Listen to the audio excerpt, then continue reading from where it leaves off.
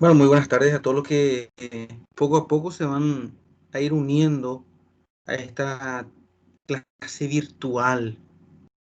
Hoy estamos comenzando nuestra clase de ética y bioética médica, lo cual vamos a tratar de, en este semestre, de explayar, de presentar algunos temas referentes al ámbito moral de la medicina y cómo también nosotros como personal de blanco, como personal instruido en lo que es la ciencia moderna, vamos a ir dando también algunas respuestas a tantos interrogantes que ustedes estarán también enfrentando, encarando y por sobre todo también estarán experimentando en el transcurso de la formación, incluso también ya dentro de lo que es la vida profesional. Bueno, yo quiero también hoy en este día presentarles el temario. El temario es ética y bioética médica. Bueno, al menos para que ustedes también después puedan ver, escuchar y puedan también ir discerniendo acerca de lo que es el tema específico en este semestre de esta materia. ¿Por qué damos ética y bioética dentro de la medicina? ¿Por qué es interesante dar y por qué es interesante estudiar esta rama de la ciencia médica? Bueno, entonces hay que dar una fundamentación. Primeramente, una fundamentación. El estudio de la moral, de la ética y bioética de la vida ayudará, nos permitirá a cada uno, al docente, al alumno y todas las personas que puedan también entrar en un conocimiento previo de la misma a un discernimiento moral. Esto nos va a ayudar también a nosotros crear, formarnos un criterio personal y también nos va a ayudar a posibilitar la orientación a otras personas.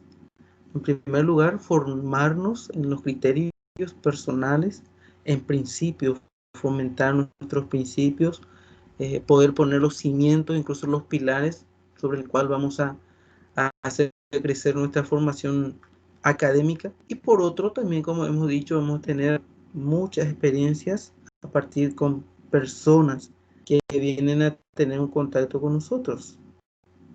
Entonces, también para que ustedes tengan eso presente, nos va a ayudar a dar también una orientación a otras personas en los temas relacionados con la vida humana, con la vida humana.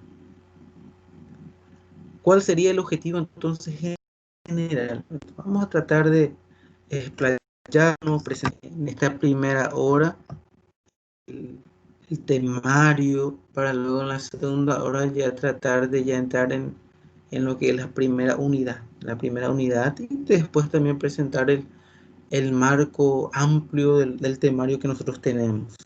Un objetivo general, vamos a subrayar que el estudiante tome conciencia de la problemática moral en torno al tema de la vida y de la muerte. Bien saben ustedes, más que yo incluso, que estamos inmersos en una decadencia de valores y esta decadencia de valores incluso infringe un castigo lo que es la vida entendida incluso desde su concepción hasta sus días postreros, sus días finales. Entonces el objetivo general es tomar conciencia de esta problemática general, tomar conciencia de esta problemática moral. ¿Qué es lo bueno? ¿Qué es lo malo? ¿Qué es lo justo? ¿Qué es lo injusto? En torno al tema de la vida y de la muerte. En lo que es los objetivos específicos, lo que vamos a tratar de dilucidar, tratar de cumplir, incluso tratar de dar una respuesta ya a medida que desarrollemos los temarios. En primer lugar, la preocupación por la defensa y el respeto a la vida humana. Ustedes van a jurar con el juramento hipocrático de defender y respetar la vida humana y todo lo que implica esta defensa y el cuidado, incluso en ámbitos impensados como el cuidado del medio ambiente, la atención de la calidad de vida.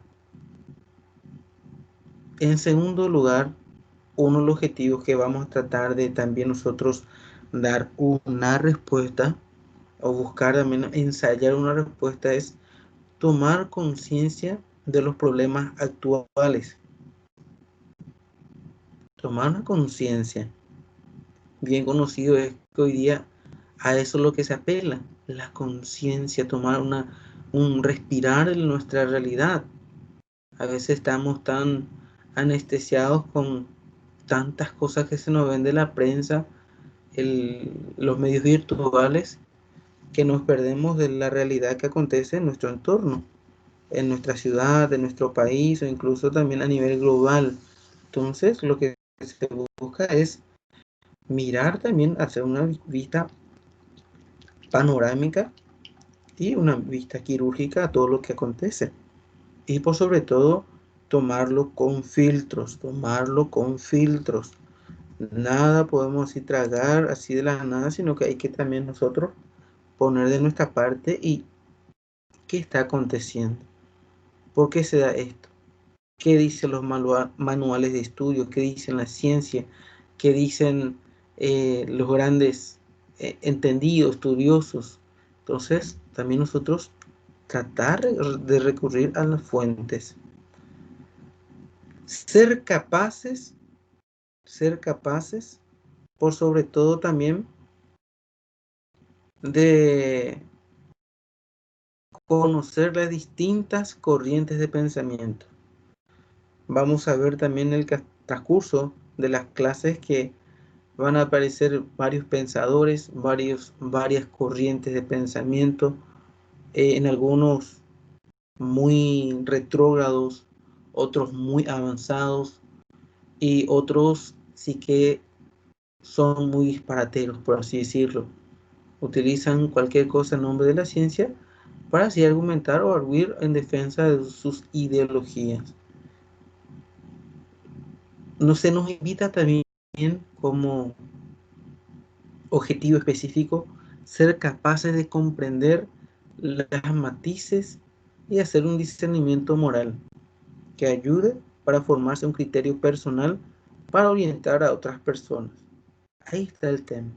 No es solo comprender, no es solo entender, sino tener la capacidad de explicar también estos temas tan amplios, tan escuetos, tan incluso también a veces con una profundidad académica singular, buscando dar una explicación con sencillas palabras para que la gente pueda comprender, para que la gente pueda también entender la importancia de tales temas.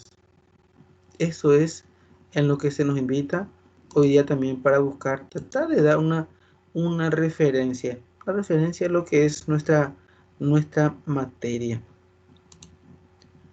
Bueno, entonces, dando así una presentación de la fundamentación, del objetivo general, de los objetivos específicos, vamos también de dar al menos un pequeño concepto general de lo que es la ética y la bioética.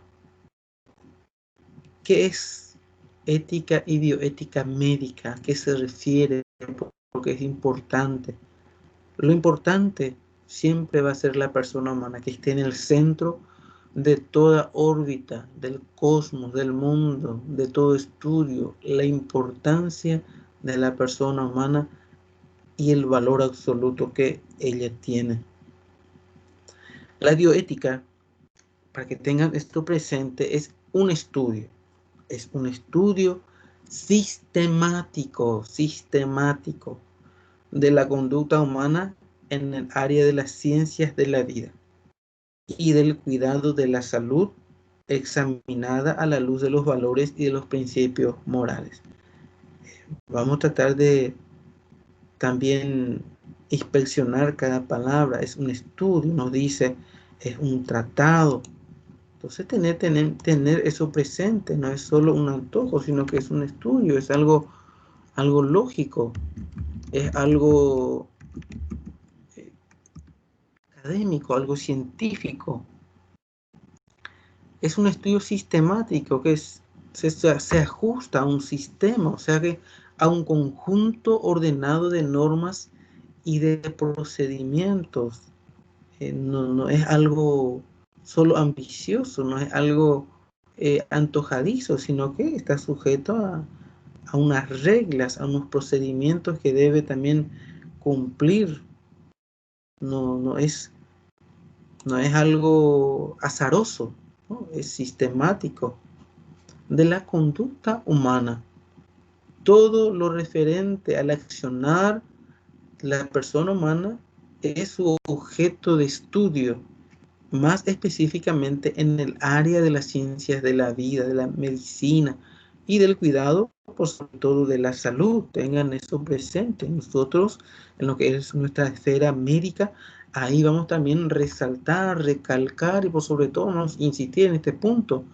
Iluminada bajo la luz de los valores, los principios, esos valores universales, la vida, la justicia, la prudencia, los valores también de la honestidad, de la autonomía, son valores también que hoy día a veces se han perdido, pero que en el estudio de la ética y la bioética son ejes valiosísimos. Y los principios morales, aquello que juzga que un accionar sea bueno o malo. Es el actuar humano, nuestro accionar, como hemos dicho ya en referencia a lo que hace el hombre en el reino de la vida y en el ámbito de la bioética, es el conocimiento de la vida y el uso de este saber. O sea que todo lo que hagamos y dejemos de hacer, o todo lo que hagamos una infracción en lo que es la parte moral, serán siempre objeto de estudio de nuestra materia.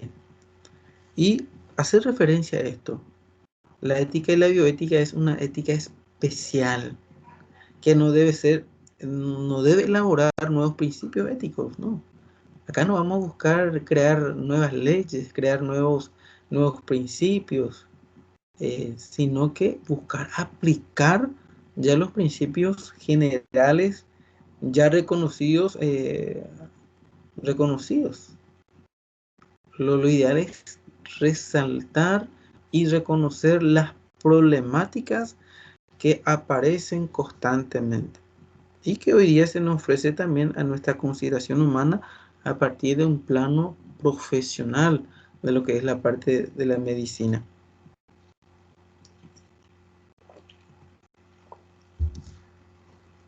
Para comprender mejor, y esto tengo que subrayar, hay que siempre partir del origen del término y del concepto. Entonces, como un subtítulo en la primera unidad, siempre va a aparecer origen y término del concepto. ¿De dónde proviene la palabra? ¿De dónde deriva? ¿De qué se desglosa? Bueno, el término bioética, el término en sí, proviene de su origen etimológico de dos palabras,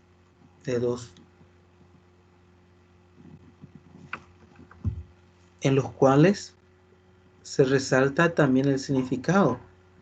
Bios, por un lado, y ethos. Es comúnmente traducido como ética de la vida. Ética de la vida. Y este nombre va a resaltar nuevamente en la historia de la bioética. El término fue acuñado por Van Rensselaer Potter. Tengan esto presente, este nombre, muy repetitivo va a ser el nombre, pero también va a ser resonante en el sentido de que otorgó la denominación de nuestra ciencia. Van Rensselaer Potter fue un médico de origen holandés que en el año 1071, para que tengan esto presente, 1071, acuñó este neologismo, esta nueva palabra, en un libro, su libro llamada Bioética Puente del Futuro, en 1971, o sea que es un término muy moderno. Él estaba muy preocupado por la influencia de las variaciones ambientales en la salud y en el hombre. Entonces, al ver las repercusiones que ocasionaban estos cambios y variaciones ambientales, él trató de esto presentar en su libro y ahí acuñó este término bioética puente para el futuro. ¿Cuál fue el objetivo de este señor, de este médico holandés? Bueno, hay que señalar que su objetivo principal era la de unir mediante una nueva disciplina dos mundos. Por un lado, el conocimiento biológico, el conocimiento biológico de los hechos, de las acciones, de la ciencia, y por otro, también el de los valores humanos. Dos campos prácticamente conocidos en aquel tiempo, pero no se daba una unidad ni mucho menos una relación en su tiempo. Y este doctor, este médico, trató de al menos unificar y buscar también la relación a partir de todo lo que acontecía en el mundo biológico, en el conocimiento biológico y todos los valores humanos, en particular lo que hace parte a la ética. Dos mundos que hasta ese momento, como hemos referido, habían transitado por caminos paralelos, distintos. Y el doctor Potter entendía que la bioética, como una bioética global, era una ética de la vida entendida en sentido amplio. Él quería también presentar este conocimiento de la bioética en todos los aspectos. Por eso incluso introduce en el ámbito de los valores, los principios de la humanidad, que no solo afecta los actos del hombre, la vida humana. Mi acción no solo afecta mi relacionamiento en la sociedad, sino que también influye directa o indirectamente en la vida animal y en el medio ambiente. Y hoy día podemos decirle que sí, estaba muy acertado su visión. Podemos decir que hoy día todo lo que ha dicho el doctor Potter ha sido de mucha utilidad, incluso también un avance muy grande en lo que es el conocimiento del hacer y quehacer del hombre en su ámbito humano, animal y vegetal. Es así, como él lo refiere, que la bioética como disciplina combina, por un lado, el conocimiento biotecnológico con los valores humanos.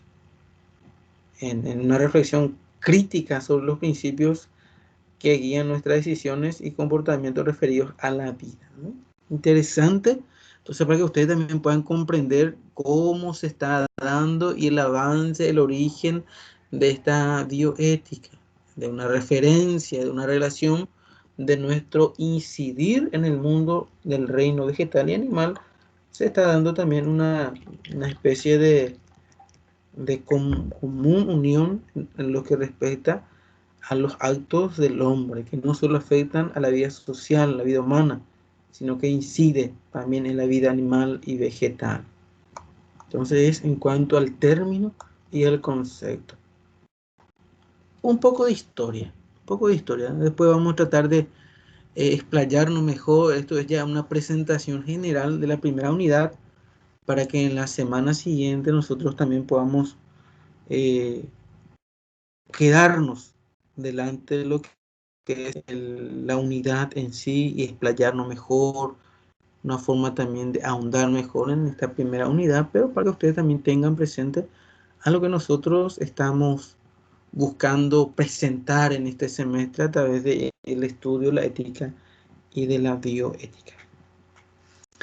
La historia de la bioética. La historia de la bioética.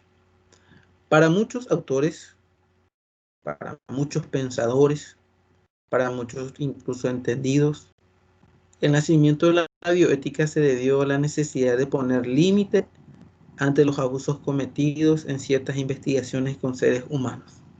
Eso en primer lugar. Ya es prácticamente una de las primeras batallas ganadas en el ámbito del pensamiento, al menos. Ante tantos abusos, ante tantas permisividades, ante tantas investigaciones en los cuales el hombre era prácticamente el ratón del laboratorio o incluso el lugar de ensayo, la bioética viene a poner un necesario límite también del actuar del hombre para con los otros seres vivos. Es así que podemos señalar algunas fechas en la historia incipiente de la bioética. No podemos decir que aquí nació, aquí no, pero se dieron ya algunos vestigios que apuntaban a lo que iba a ser la gran ciencia, el gran estudio que también ayudaría y por sobre todo también limitaría en varios puntos el abuso de las ciencias. En primer lugar, vamos a sujetarnos ya en siglos muy antiguos antes de Cristo. Vamos a remontarnos en la historia del mundo, de la civilización, en los años 1700 antes de Cristo, ¿no? Un tiempo muy lejano al parecer, pero debemos también hacer reseña de que en estos primeros años, en 1700 antes de Cristo, ya hubo en los primeros vestigios del amanecer, del renacer de esta ciencia. Nos ubicamos en la antigua Mesopotamia,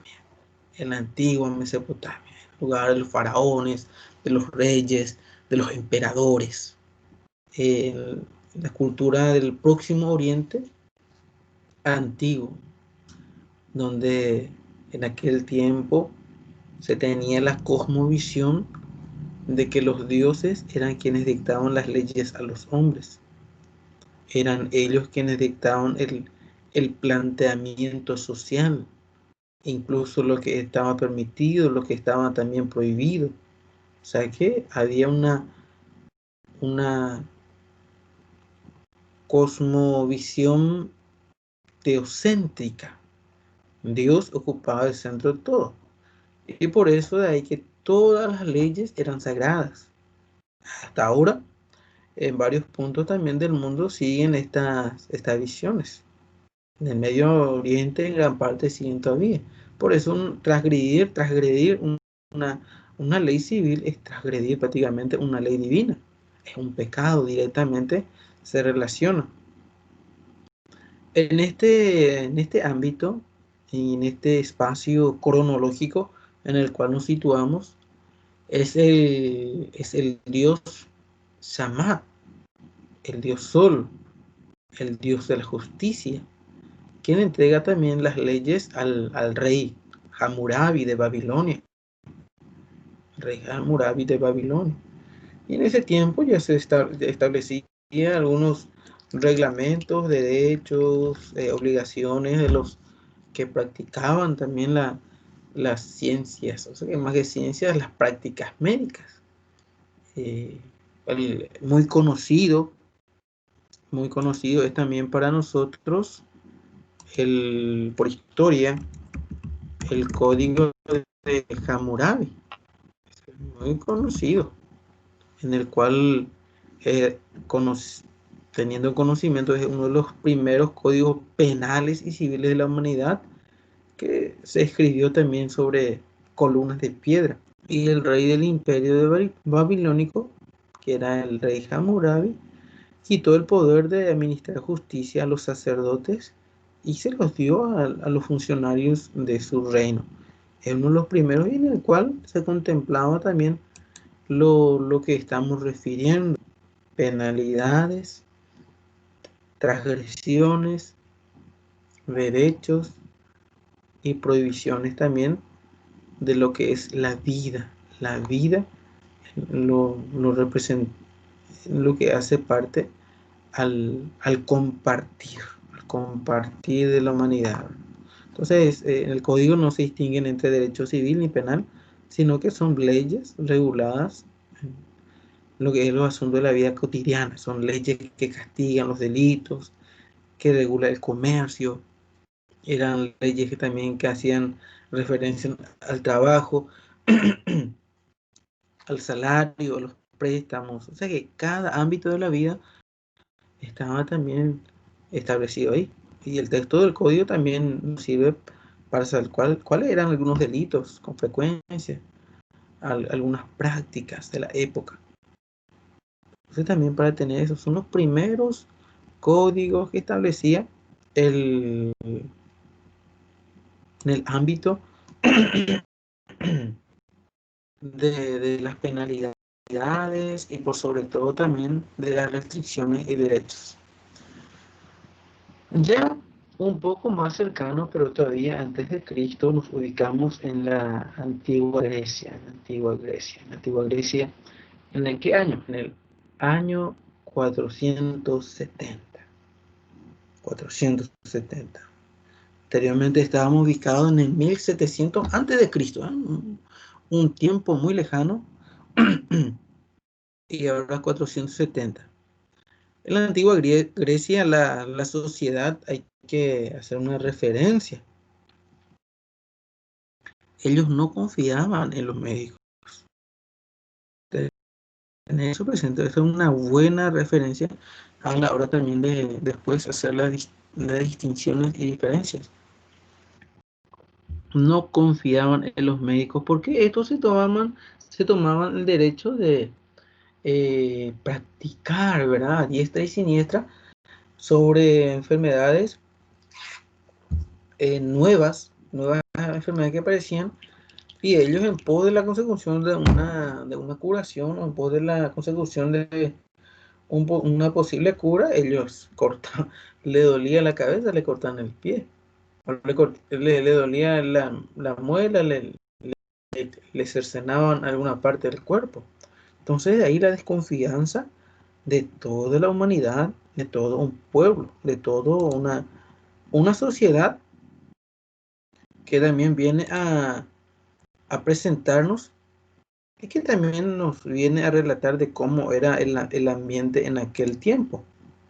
Entonces ellos no gozaban de una estima, pues no había ninguna ley, no había ningún principio, como ya habíamos visto en la antigua Mesopotamia, Y ellos no eran responsables de sus actos. Lo que salía mal, ya salía mal, no había que hacer.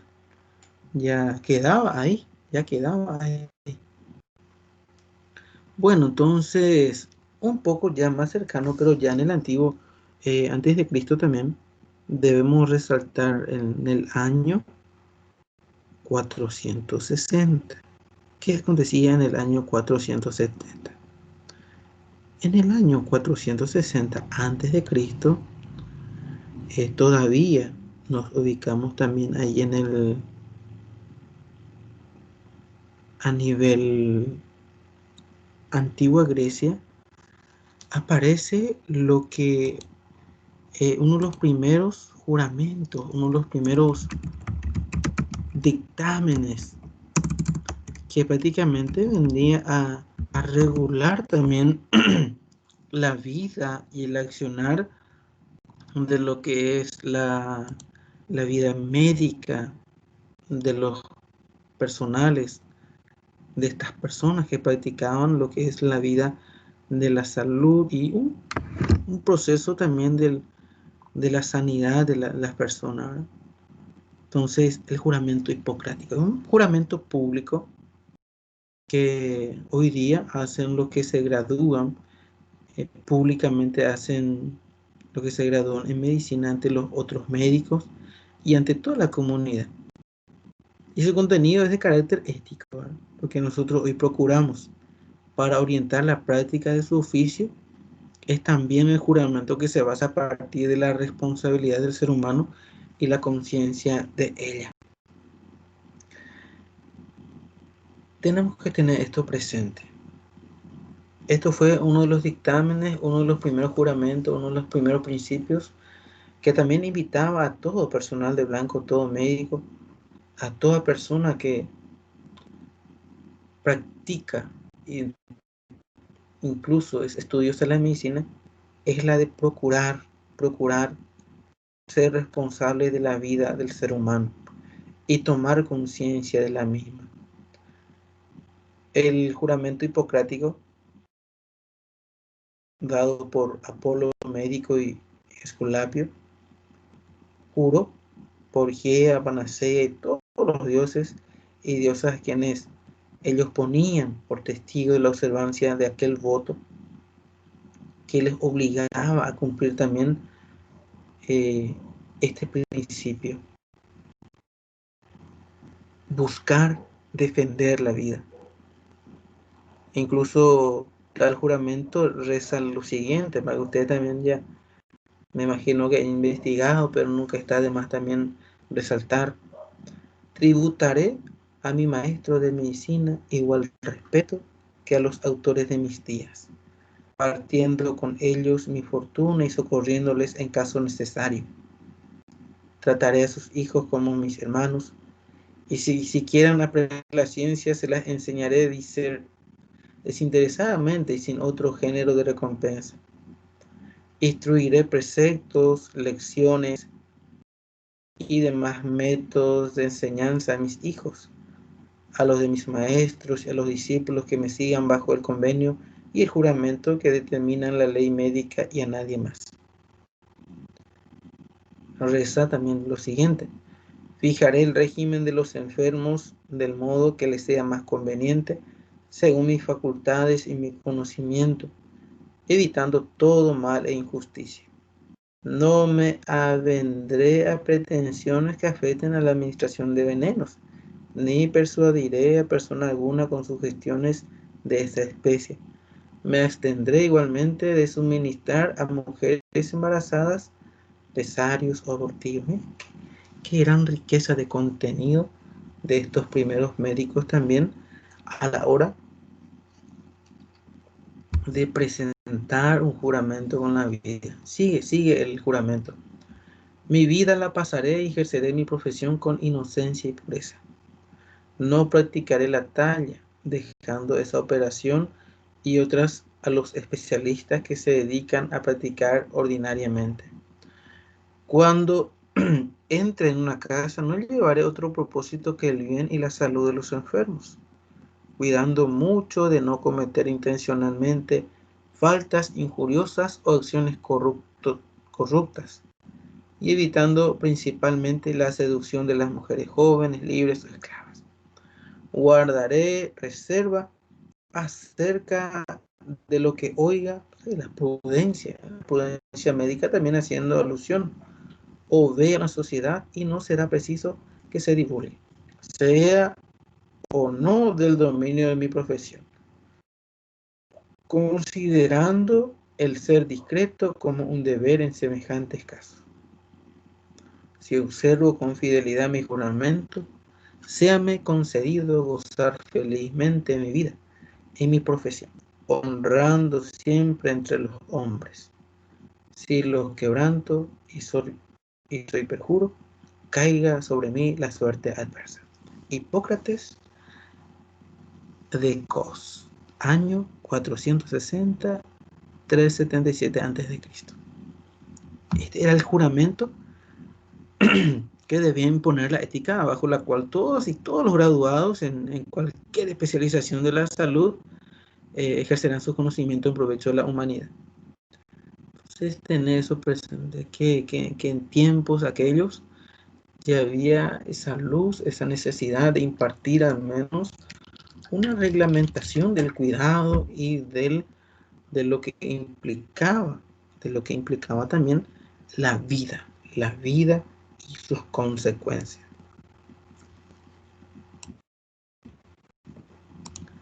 Y vamos avanzando un poco más en lo que es la regla, el espacio, la flecha de tiempo, la línea de tiempo, lo que nosotros también queremos presentar hoy día en esta clase. Ya en un tiempo más actual, después de Cristo, nos remontamos en el siglo XV. Siglo XV. Un siglo muy, por así decirlo, muy ponderado. Un siglo en el cual prácticamente estaba el Renacimiento a flor de piel.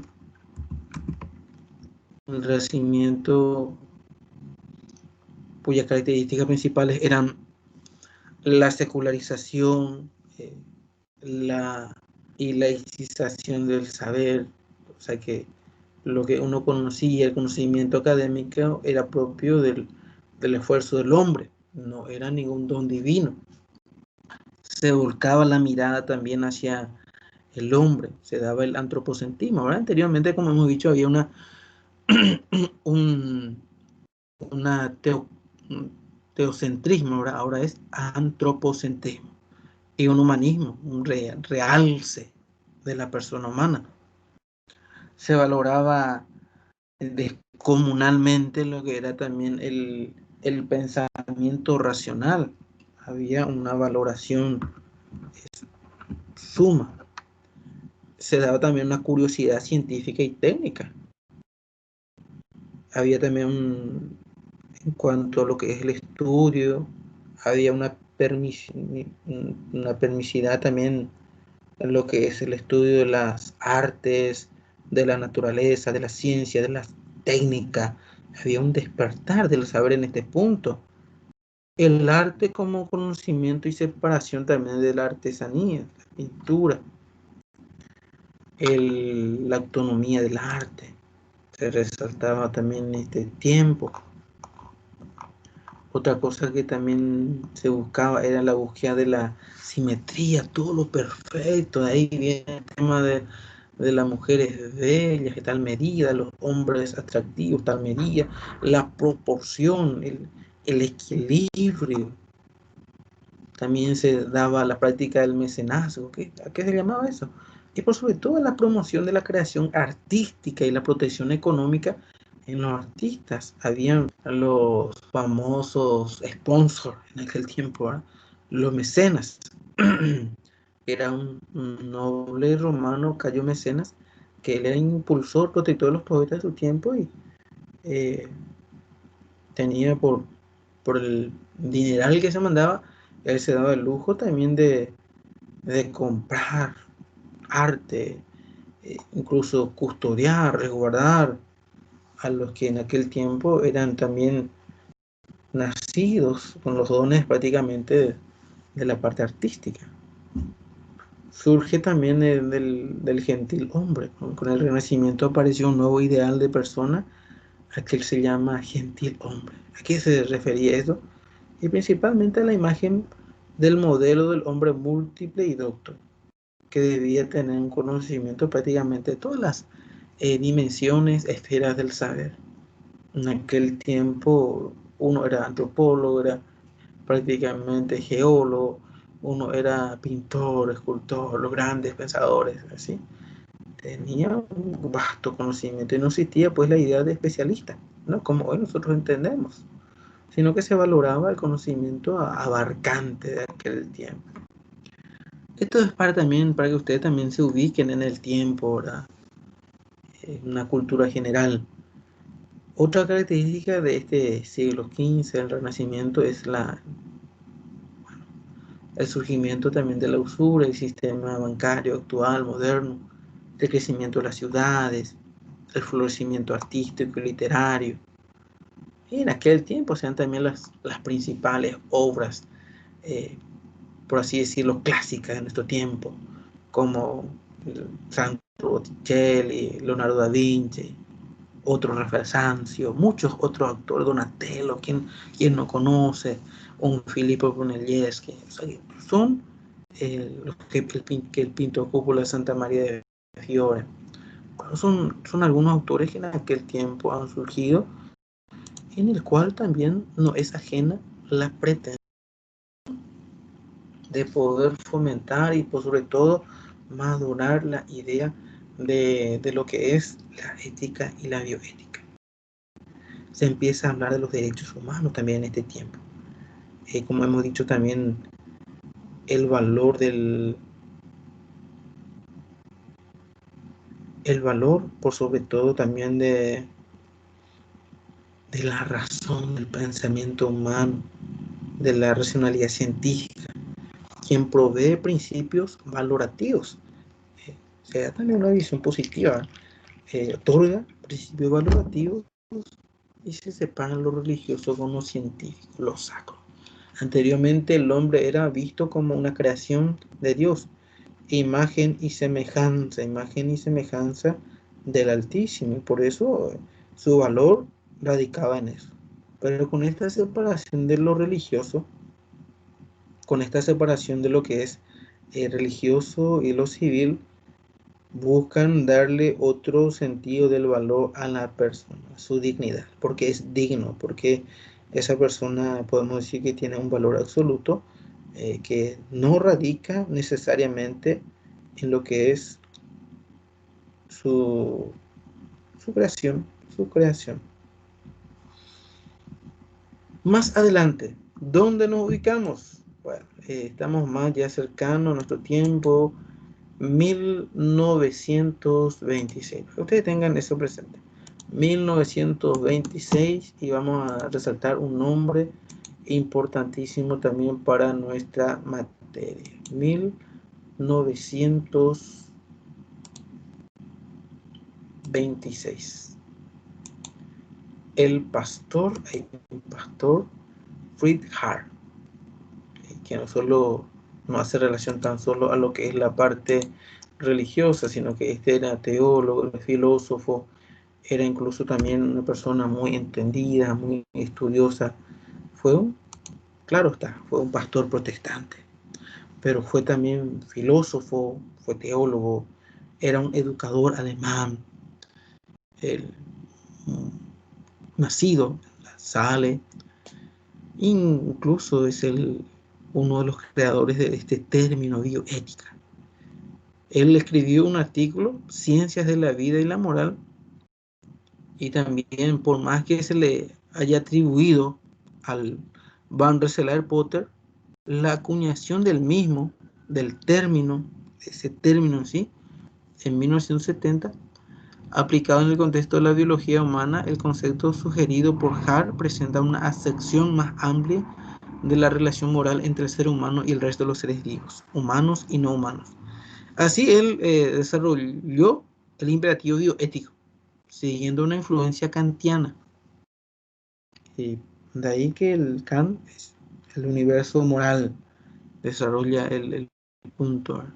Hart entonces apunta a una ética respecto a los animales de experimentación, una necesaria, deliberación en cuanto a las intenciones de la investigación científica y en aspectos diversos sobre la difusión de la ciencia entre la población general, a fin de hacerla partícipe. ¿Qué quiere decir este gran actor, este educador? Por más que él no tuvo una repercusión en las circunstancias políticas y morales de su tiempo, porque en aquel tiempo se vivía el nacionalsocialismo con Hitler, los argumentos de Fritz Hart de que una nueva ciencia y tecnología requieren unas nuevas reflexiones éticas en su tiempo. Bien sabemos que en ese tiempo se dan las violaciones extremas, distorsión de la vida humana, manipulación médica, científica, y este bioquímico Van Rensselaer Potter había utilizado el término bioética, pero con un significado más amplio. Eso es lo que era la diferencia. Él utilizó una visión más amplia en cuanto que el actuar humano tiene incidencias en el mundo animal y vegetal. Incluyó también la solidaridad hacia la biosfera, como habíamos manifestado, una ética global, una ética como un vínculo, un puente entre lo que es la ecología, la medicina y los valores humanos, al fin de alcanzar una supervivencia, ¿no? Pero Hart señala la ética como un ámbito más específico de la acción moral del hombre acerca de lo que es su accionar, ¿verdad? Por eso hay que decirlo que con razón se le llama el padre de la bioética. Y fue él quien acuñó este término en su término como hoy nosotros lo utilizamos.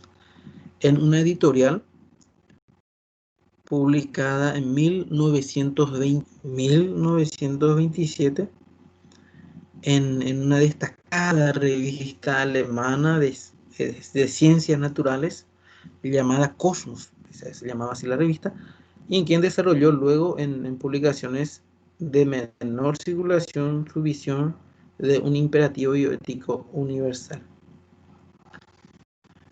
¿Qué podemos decir de este pensador de 1926?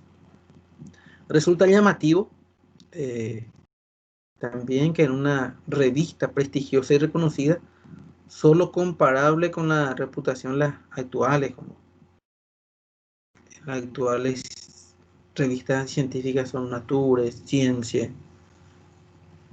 resulta llamativo que se aceptara un artículo de una persona de religión, de un pastor, que nunca había publicado antes por el solo mérito de haber introducido un concepto innovador que reemplazaba al formal imperativo categórico de Kant.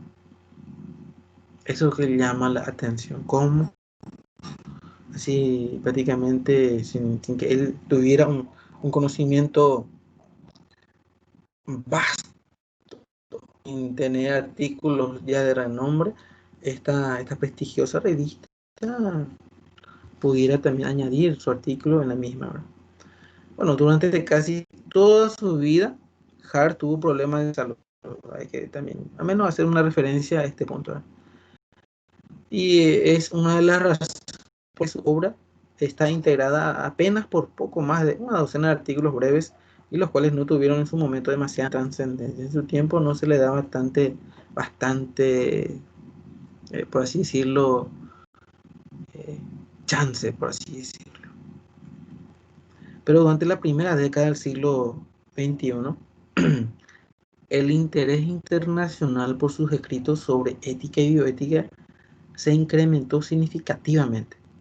Y en su artículo pionero llamado Bioética, un análisis de las relaciones éticas de los seres humanos con los animales y las plantas, este pastor, este filósofo, este profesor en Halle in der Saal, extiende el imperativo moral kantiano a todas las formas de vida.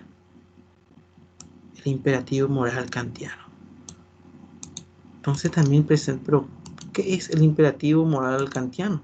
Me imagino que ustedes también se van a preguntar, ¿verdad? Bueno, por filosofía, para que al menos no entremos y no nos desliguemos tanto lo que es el imperativo categórico es un concepto muy central del pensamiento de la ética kantiana y de toda la ética moderna. Pretende ser un mandamiento autónomo.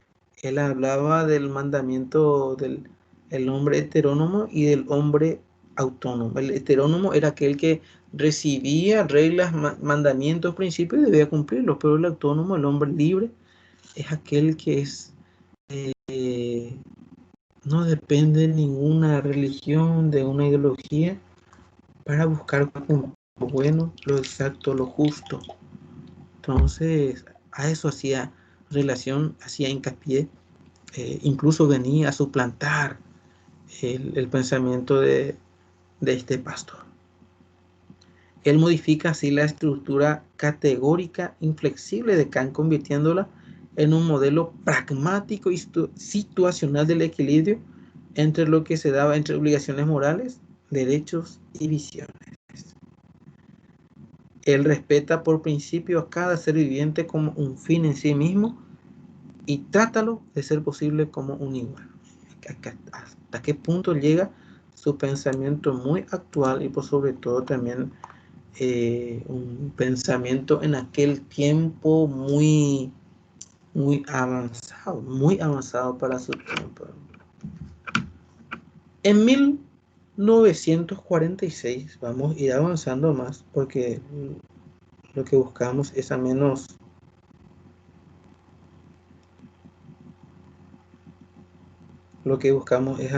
señalar algunas fechas importantes. En 1946 vamos a señalar los juicios de Nuremberg. ¿Qué son esos juicios de Nuremberg? ¿Alguna vez escucharon esto? Bueno, al menos para que tengan una referencia a qué hace relación a estos juicios de Nuremberg. Bueno, los juicios de Nuremberg, prácticamente los procesos de Nuremberg, están en alemán. Fueron un conjunto de procesos jurisdiccionales, fueron emprendidos por iniciativa de las naciones aliadas vencedoras al final de la Segunda Guerra Mundial, en lo que se determinaron y también se sancionaron a los responsables, a los dirigentes, a los funcionarios y colaboradores del régimen nazi, nacionalsocialista de Adolf Hitler. Los diferentes crímenes y abusos contra la humanidad cometidos en el nombre del Tercer Reich alemán, ¿verdad? A partir del 1 de septiembre de 1939 hasta la caída del régimen de 1945. Entonces, es irónicamente, los juicios desarrollados donde 10 años antes se habían promulgado las leyes del mismo nombre por Hitler. Ahí está lo irónico, ¿eh? En ese mismo lugar fueron establecidas también las leyes de Hitler, pero 10 años posteriormente se viene y se sentencian aquellas leyes. Eran también desarrollados en la ciudad alemana de Nuremberg en la fecha del 20 de noviembre, cultura general, de 1941 al 1 de octubre de 1946. El proceso que obtuvo mayor repercusión en la opinión pública. Por eso hasta ahora también repercute en nuestra materia, la opinión pública mundial, y fue conocido como Juicio Principal de Nuremberg o Juicio de Nuremberg. Esto, tengamos su principio, ¿verdad? La tipificación de los crímenes y abusos realizados por los tribunales y los fundamentos de su constitución. Entonces también para tener eso presente. Luego de la Segunda Guerra Mundial se realizó el juicio en el Palacio de Justicia, donde se juzgó y se condenó a la alta jerarquía nazi por las prácticas antihumanitarias, que incluían también los experimentos realizados con seres humanos en los campos de concentración en la Alemania nazi con estos cargos. Estos son los cargos: crímenes contra la paz, crímenes contra la humanidad, crímenes de guerra y las conspiraciones. Entonces también, y resultado de eso, nacen en 1947 los llamados Código de Nuremberg. Como resultado del juicio se elaboró el Código de Nuremberg en relación a la experimentación con ser humano. El primer punto se establece es absolutamente esencial el consentimiento voluntario del sujeto. Nadie debe venir a obligar a una persona a someterse a una experimentación. No, tiene que ser también al menos de conocimiento y sobre todo la aceptación. Al menos el Tribunal Internacional Nuremberg en 1947 estableció estos puntos principios. Son los experimentos médicos permitidos. Son abrumadoras las pruebas que demuestran que algunos tipos de experimentos médicos en seres humanos, cuando se mantienen dentro de límites bien definidos, satisfacen generalmente la ética de la profesión médica. Los protagonistas de la práctica de los experimentos en humanos justifican sus puntos de vista basándose en que tales experimentos dan resultados provechosos para la sociedad. Eso por un lado, que no pueden ser procurados mediante otros métodos de estudio. Y todos están de acuerdo, sin embargo, en que deben conservarse ciertos principios básicos para poder satisfacer conceptos morales, éticos y legales. Primer punto, el consentimiento voluntario del sujeto es absolutamente esencial. Segundo punto, el experimento debe realizarse con la finalidad de obtener resultados fructíferos para el bien de la sociedad que no sean asequibles mediante otros métodos o medios de estudio. Tercer punto, el experimento debe diseñarse y basarse en los resultados obtenidos mediante la experimentación previa con animales y el pleno conocimiento de la historia natural de la enfermedad. Cuarto punto, el experimento debe ser conducido de manera tal que evite todo sufrimiento, todo daño innecesario físico o mental. Quinto, no debe realizarse experimento alguno cuando hay una razón a priori para suponer que puede ocurrir la muerte o una lesión irreparable de la persona, excepto quizás en los experimentos en los que los médicos investigadores son también sujetos de experimentación.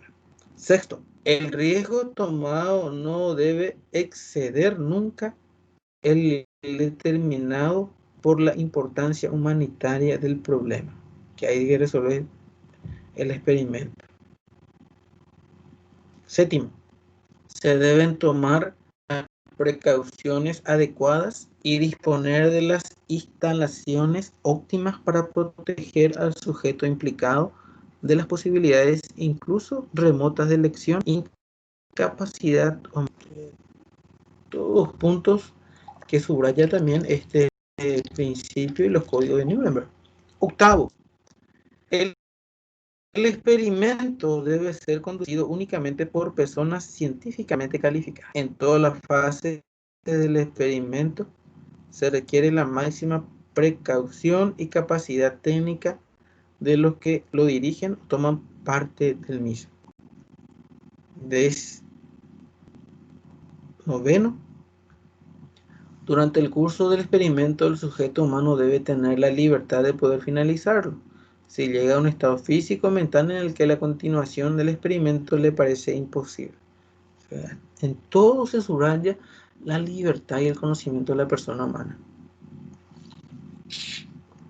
Décimo, el último, en cualquier momento durante el curso del experimento, el científico que lo realiza debe estar preparado para interrumpirlo si tiene razones para creer en el ejercicio de su buena fe, habilidad técnica y juicio cuidadoso, que a la continuación del experimento puede provocar lesión, incapacidad o muerte al sujeto de experimentación. Bueno, prácticamente es un decálogo en el cual se establece, ¿verdad?, los derechos incluso de la persona que va a ser el objeto y sujeto de experimentación. Luego, en 1948, vamos a tratar de avanzar en nuestro calendario, nuestra visión del tiempo. Se establece la Declaración Universal de los Derechos Humanos. Tras la Segunda Guerra Mundial, la Asamblea General de las Naciones Unidas aprobó el documento titulado Declaración de los Derechos Humanos, que es un conjunto de principios, garantía incluso de la persona en sí ante poderes políticos, poderes siniestros, poderes, por así decirlo, que vienen también a querer contrarrestar la libertad, el derecho de toda persona. Bueno, entonces, esto en 1948, bajo una resolución del 217A, como un ideal común para todos los pueblos y naciones, la declaración establece por primera vez, tenga eso entendido, los derechos humanos fundamentales que deben protegerse en el mundo entero y han sido traducidos a más de 500 idiomas. Interesante. A más de 500 idiomas vino a establecerse, a tratar también de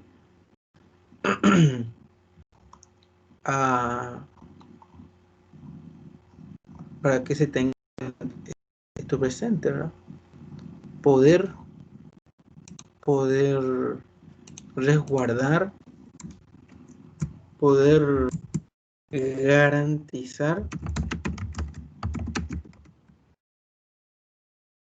los derechos de la persona.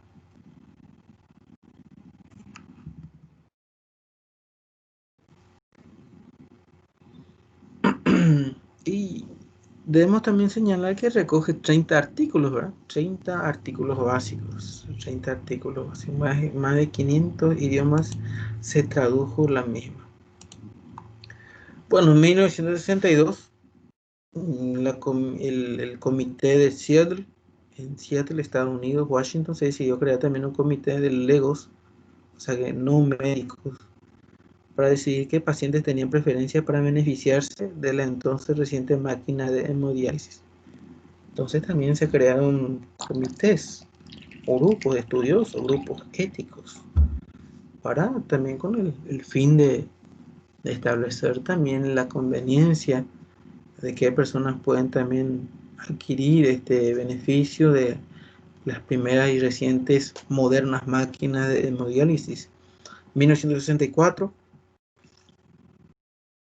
se estableció la conocida Declaración de Helsinki sobre los principios éticos para las investigaciones médicas en seres humanos, adoptada por la 18ª Asamblea Médica Mundial y reunida en Helsinki, en Finlandia. Establece, entre otros ítems, que la investigación médica está sujeta a normas éticas que sirven para promover el respeto a todos los seres humanos y para proteger su salud y sus derechos individuales. Entonces, para tener eso presente, en 1967 resuena un nombre, Christian Barnard. ¿Quién es este Christian Barnard? ¿Por qué nosotros vamos a señalar y por qué este nombre va también resaltar en lo que es nuestro temario? Bueno, Christian Barnard fue prácticamente el pionero, el primero, que también pasó la historia por llevar al cabo el primer trasplante de corazón en la historia hace 50 años. Y entonces también eso nosotros vamos a resaltar como un avance, como un logro. Primer trasplante cardíaco, con el primer trasplante de corazón se plantea cómo definir la muerte clínica. En 1968 también la Facultad Médica de la Universidad publica un artículo de donde plantea el nuevo criterio basado en la muerte cerebral. Entonces es interesante también, cambian algunas definiciones, más que cambiar, se dan unos avances. En 1972 se da la divulgación de un caso, del caso Tusker. ¿Qué significa eso? Un estudio hasta entonces secreto en el que 400 individuos de la raza negra habían dejado de ser tratados contra la difícil, a pesar de que ya existían tratamientos eficaces, con objeto de estudiar la evolución natural de la enfermedad. Se crea un instituto Kennedy en la Universidad de Washington. El objetivo de la bioética era animar el debate y el diálogo interdisciplinar entre la medicina y la filosofía y la ética. Junto con todo este entorno hubo además algunos dramáticos casos de coma irreversible, lo que animó el debate sobre la eutanasia y el derecho a la propia muerte. Ahí empiezan también las primeras prácticamente retrocesos, en lo que hasta qué punto uno puede librar la muerte y terminar la muerte médica. 1978, y vamos así culminando esta primera parte, se da el informe de Belmont, mejor dicho. El Congreso de los Estados Unidos establece la Comisión Nacional para la Protección de los Sujetos Humanos en el campo de las ciencias biomédicas y el comportamiento. ¿A qué hace relación este? Bueno, esta comisión publica el llamado informe Belmont, con directrices, con principios para la protección de los individuos que participen como sujetos de experimentación basados en los principios de autonomía, uno, que vamos también nosotros a desarrollar en la beneficencia y la justicia. Aunque el Código Nuremberg como hemos mencionado, esos 10 principios, había tratado por primera vez el tema de la experimentación en humanos en la década de 1960. Se tomó conciencia de que incluso en una sociedad democrática la misma investigación biomédica sobre sujetos humanos planteaba una gran cantidad de problemas que había de encarar adecuadamente. Entonces, tener eso presente también. Bueno, al menos eso en lo que es la línea del tiempo, cómo fue avanzando el origen, e incluso podemos decir también el progreso de esta ciencia médica que hasta ahora estamos estudiando, incluso se ha vuelto una luz en el camino y por sobre todo también un parámetro por el cual también la vida médica ha tenido también sus consonantes, ha tenido también sus momentos de luces, sombras, pero la ética y la bioética procura eso, resaltar que el hombre en toda su amplitud, en todos los tiempos, en todas las categorías sociales, tiene un valor supremo, un valor absoluto. Entonces a eso estamos llamados, tomar la conciencia de que hay una problemática moral en torno a la vida, en torno a la vida y la muerte, porque no solo es la vida, sino que también la muerte. Procurar la preocupación, procurar porque hay que preocuparnos y ocuparnos de la defensa y el respeto a la vida humana, como hemos dicho, el cuidado del medio ambiente, a la atención a la calidad de vida, a los temas relacionados también a la transmisión de la vida humana. Lo que se espera, ¿qué esperamos en esta materia? Para que ustedes tengan esto presente también. Por un lado, conocer las distintas corrientes de pensamiento, la postura también, por un lado yo voy a dar, ya que soy sacerdote, una postura también de la parte espiritual, en cómo también la iglesia, cuál fue la denominación, también procura desglosar la importancia de la vida en lo que es los pro vida, ¿verdad? Ser capaces de comprendiendo los matices, de hacer un discernimiento moral que ayude tanto para formarse un criterio personal como también para posibilitar la orientación a otras personas. Eso es lo que hay que buscar. El temario. ¿Cuáles son los temas que vamos a tratar de abarcar en este semestre? En primer lugar, el valor de la vida humana. A partir de ahí, la orientación general, a qué denominamos dignidad de la vida en sí misma, la coherencia en los valores de la vida como entrega, como donación, la calidad de vida como una exigencia ética también de la vida humana, el contenido del valor ético de la vida humana. Segundo tema que vamos también a tratar de resaltar es las actitudes éticas ante las agresiones contra la vida. Actitudes éticas contra las agresiones contra la vida, contra la propia vida y contra la vida de los demás. Primeramente vamos a dar unas consideraciones generales. ¿Cuáles serían estas consideraciones? El contexto hostil a la vida, la concepción también, la visión utilitarista del hombre, esa concepción hedonista, la visión tan solo placentera del hombre, el consumismo, la cultura de la muerte y la violencia en todo orden. Hay que también resaltar eso.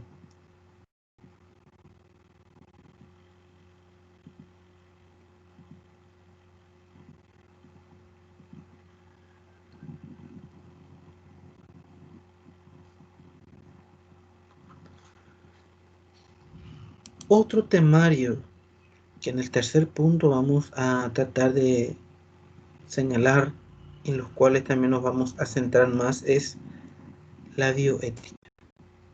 Ya hicimos referencia de la misma, pero vamos a resaltar más. Bioética, definición contenido. En el cuarto punto, a lo que hace referencia también la ecología y el medio ambiente.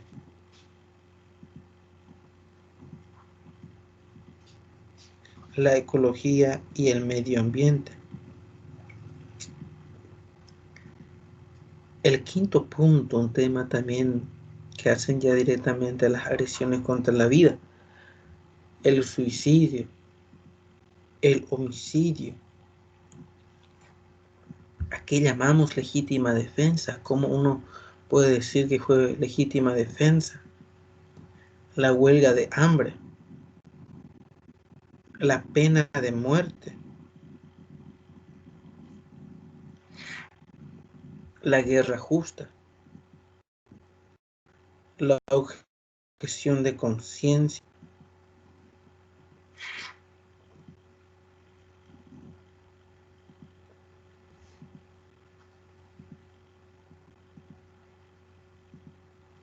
el aborto. Interesante. Vamos también a señalar un tema muy actual, el aborto. ¿Cómo se define la clasificación del aborto? El comienzo de la vida humana y la valoración del aborto. Tener eso presente también.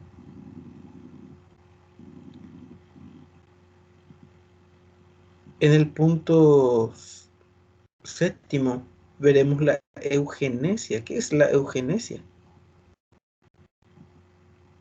¿A qué se denomina? El llamado consejo genético, el diagnóstico prenatal, la sexualidad y la reproducción, la paternidad responsable y la planificación familiar. O sea que son temas muy envolventes, muy amplios, pero nosotros vamos también a tratar de señalar lo que nos es debido a nuestra materia. Actitudes éticas ante los temas de transmisión de la vida humana, en el octavo punto.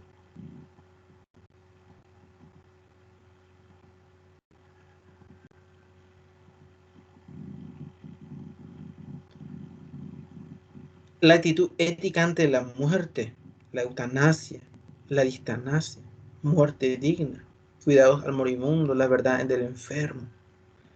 Son temas muy actuales. Los trasplantes, que llamamos definición, la clasificación, las exigencias éticas, la donación de órganos, la moral en el mundo técnico también. Vamos a tratar de presentar la ingeniería genética, la experimentación con seres humanos y la clonación. Y por último punto, también un tema que es muy importante y nunca va a pasar de la actualidad, es el tema del SIDA. Entonces también para que ustedes puedan tener eso presente. Bueno, como una observación, el desarrollo de los temas es prácticamente uso exclusivo de los alumnos también de la UNASUR en la Universidad de Medicina, y también fue elaborado utilizando una bibliografía consignada. De hecho, yo le voy a también a pasar la bibliografía para que ustedes, si quieren también explayarse en los temas, puedan tener presente también cada día más. Bueno, espero que en esta jornada, después, cuando puedan tener la oportunidad de ingresar a la plataforma virtual, puedan escuchar, puedan también interesarse del tema. Es un tema muy amplio, un tema muy referido a lo que es nuestra vida y por sobre todo nuestro día a día. No es un tema, yo les digo, no es un tema algo cansino, ni mucho menos algo que está fuera de la órbita de nuestro mundo, sino que es el día a día. Abrís la prensa visual, ves sacas un diario, puedes leer, escuchar la radio y también está ahí directa o indirectamente. Y como nosotros estudiantes formados también para una sociedad, incluso para nosotros, hay que estar también con un conocimiento previo y un conocimiento al menos abarcado de los temas. Lo ideal es que nos ayudemos. La facultad le da las herramientas, la facultad le da también todo lo necesario y nosotros los docentes también vamos a poner en nuestra parte para que así le podamos ayudar y brindar un conocimiento acabado de los mismos.